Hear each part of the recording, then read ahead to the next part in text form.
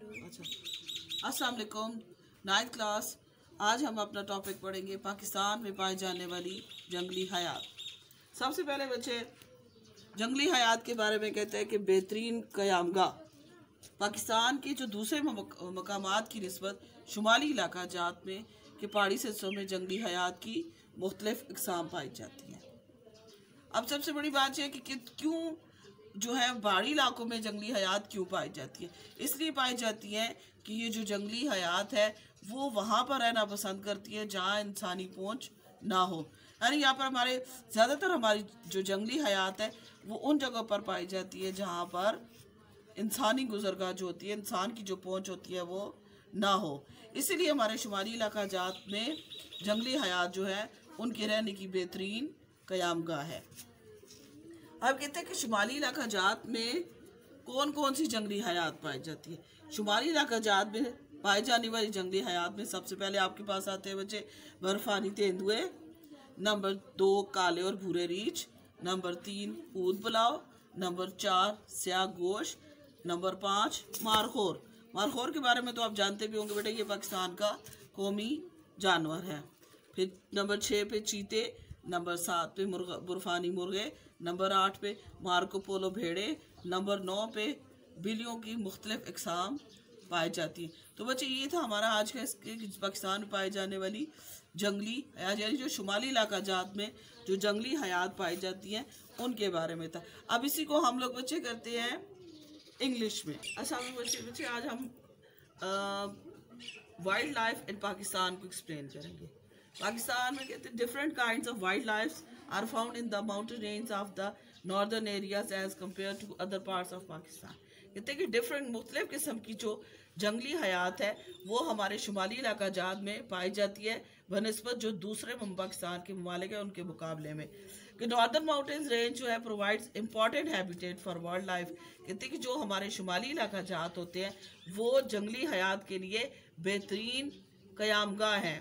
Because these are far away from the reach of the human, क्योंकि ये जो जगह हैं ये इंसानी पहुंच से बहुत ज़्यादा दूर है। और हमेशा मैंने आपको पहले बताया कि ज़्यादातर जानवर जो होते हैं वहाँ पे रहना पसंद करते हैं जो इंसानी पहुंच से बाहर हो। अब जो एनिमल्स होते हैं फाउंड्स होते हैं दीज एरियाज़ में, यानी नॉर्दर्न एरियाज़ में जो एनिमल्स पाए जाते हैं उनमें स्नो लेपर्ड्स है, ब्लैक ब्राउन बियर्स है, ऑटर्स है, लायनेक्स है, मारखोर है, लेपर्ड्स है, स्नो कॉक है, मार्को पोलो शीप्स है और different kinds of cats found in these areas. Best of luck.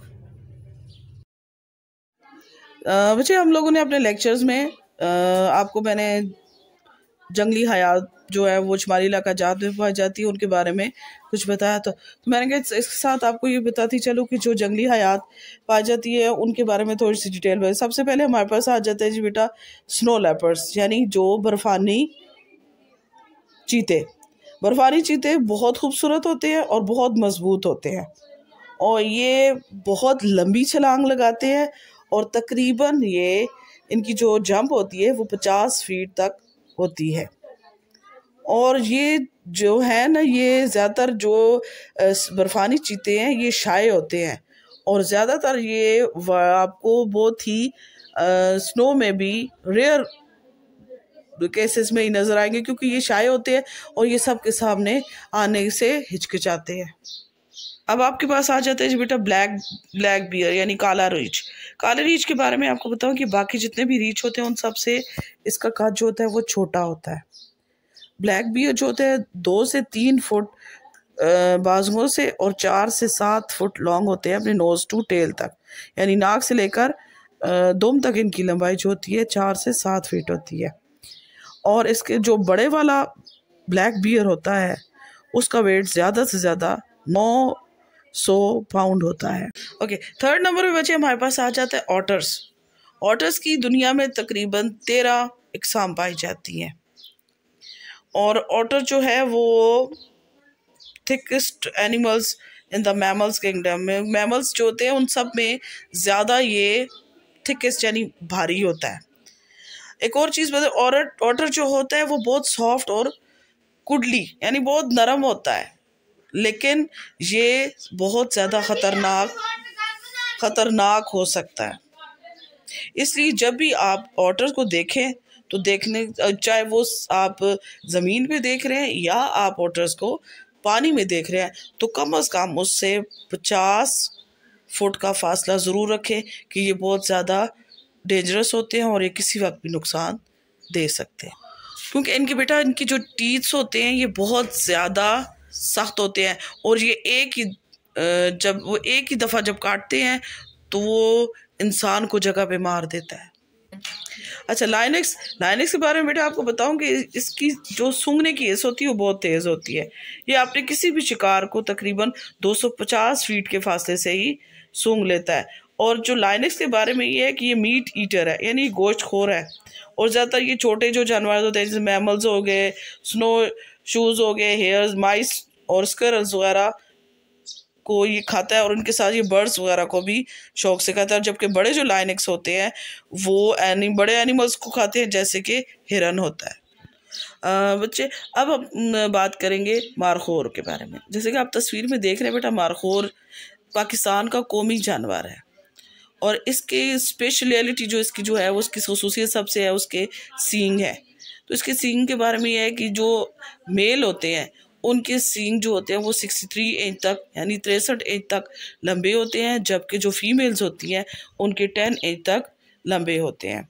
और वर्ड जो मारखोर है इसका मतलब जो है वो है पर्शियन लैंग्वेज में स्नेक का, यानी इसके जो राउंड दिए होते हैं वो बिल्कुल स्नेक्स की तरह होते हैं, और ये जंगल में आसानी के साथ बड़े से बड़े स्नेक को भी मार सकता है।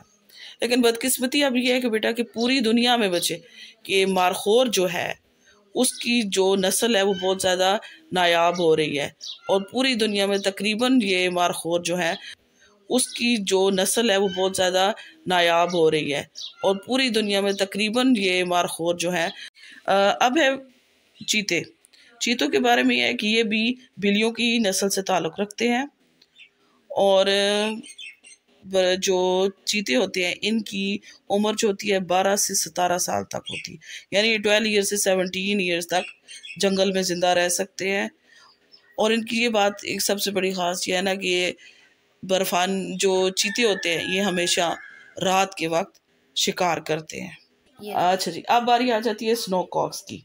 तो स्नो कॉक्स के बारे में आपको बताऊँ बच्चे कि ये 22 से लेकर 29 इंच तक लंबे होते हैं, और इनका वज़न 4.4 यानी 4.4 से लेकर 6.8 पाउंड तक इनका जो है वज़न होता है। और जो हिमालयन स्नो कॉक्स होते हैं ये अपने खूबसूरत कलर की वजह से बहुत ज़्यादा मशहूर है। अब अच्छी बात आ जाती है जी मार्को पोलो शीप्स की।